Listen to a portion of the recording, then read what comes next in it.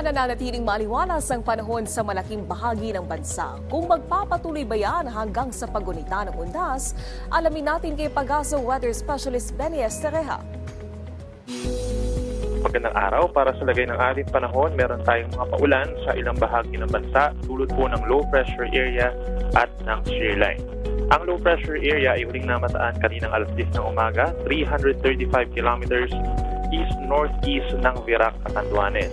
Itong low pressure area mababa pa ang tsansa na maging isang bagyo sa loob ng 24 oras at inaasahang mabagal na kikilos palapit sa ating kalupaan. Yun namang shear line o yung linya kung saan nagtatagpo ang mainit na hangin from Pacific Ocean at ang malamig na northeast monsoon ay siyang nagpapaulan po dito sa malaking bahagi ng Southern Luzon at sa mga susunod na araw ay unti-unting aakyat ito dito sa may Northern and Central Luzon. So ngayong araw mataas po ang tsansa ng ulan over Camarines Norte, Camarines Sur, Catanduanes, Albay at Sorsogon at apektado rin po ang ilang pambahagi ng bansa kabilang ang Quezon, Western Bicol Region, Eastern Visayas at dito rin po sa may Mimaropa and Western Visayas.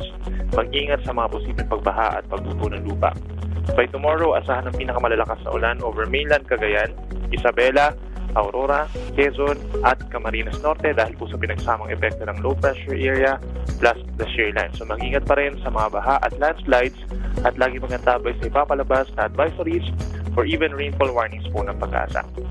Narito naman ang lagay ng ating mga dam.